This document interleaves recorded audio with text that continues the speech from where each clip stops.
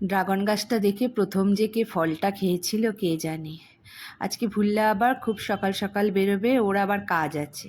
নমস্কার বন্ধুরা, আজকে অনেক ভোরবেলা উঠে পড়লাম। ফ্রিজের মধ্যে ভর্তি মাছ এনে রেখেছে, সেইগুলো বার করে জলে ভিজিয়ে রাখলাম। এখন স্নান সেরে পুজো করব বলে ছাদে এসেছি। ছাদে এলে আমার অনেক সময় লাগে, গাছগুলো একটু দেখি। এবার না এত নাকচাপা করে ফেলেছি, সারা ছাদ শুধু নাকচাপা ভর্তি। বেলগাছটাও বেশ বড়সড় হয়েছে। আজকে সোমবার, দুটো বেলপাতা তুলে আমি শিবের মাথায় দিই।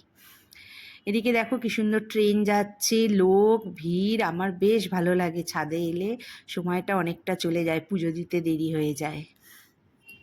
এদিকে দেখো গন্ধরাজ লেবু গাছটায় বেশ অনেকগুলো লেবু হয়েছে। পাতার ভাজে ভাজে অনেকগুলো লেবু, আমি তোমাদের দেখাতে পাচ্ছি কিনা জানি না, অনেকগুলো লেবু হয়েছে। আর আজকে আকাশটা বেশ মেঘলা মেঘলা, খুব ভালো লাগছে। আর ড্রাগন গাছটা হয়েছে এই সম্বন্ধে আমার কোনো আইডিয়া ছিল না। আমি ধরে একটু তুলে আলাদা বড় টবে বসাতে গেছি, আর খুব নরম গাছ ভেঙে গেছে। আর ফলগুলো কি মিষ্টি, দেখতে পুরো তো ক্যাকটাসের মতো। আর আজকে গন্ধরাজ ফুল গাছে আমার প্রথম গন্ধরাজ ফুল হলো। গন্ধরাজ ফুল আমার এত ভালো লাগে। এটা বেল ফুল আর টুকিটাকি যা ফুল গাছ আছে সেখান থেকে সমস্ত ফুলগুলো তুলে নিয়ে এবার ছাদ নিচে যেতে হবে, কারণ এবার পুজোটা দিয়ে নেবো। রান্নাবান্না আছে, আর ছেলেরা আর বউ বেরোবে, টিফিন আছে, অনেক কাজ। যে কটা ফুল হয়েছিল তুলে নিয়ে নেমে আগে গোপালকে তুললাম। গোপালকে স্নান করিয়ে পুজো করে বসে আবার এদিকের পুজো সেরে গুরুদেবকে একটু সাজিয়ে নিলাম। চলে এলাম রান্নাঘরে। প্রথমেই বরের টিফিন করলাম, ওকে একটু পাউরুটি স্যান্ডউইচ মতো করে দিলাম, ও খেয়ে নিল।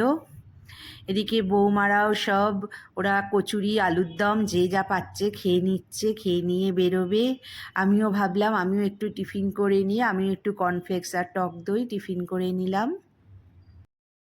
আসলে ভুল্লার আজকে ভ্যাকসিন, তাই ওরা দুজন নিয়ে বেরোচ্ছে।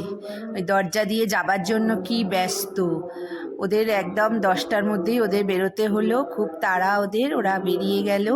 আর ভুল্লা যে বেড়াতে গেলে খুবই খুশি। আমি রান্নাঘরে চলে এলাম। এদিকে মাছগুলো সব ছেড়ে গেছে। প্রথমে মাছের মাথা দিয়ে বাঁধাকপি করলাম, একটু ডাল, আর ইলিশ মাছের, কাঁচা ইলিশের ঝোল করব।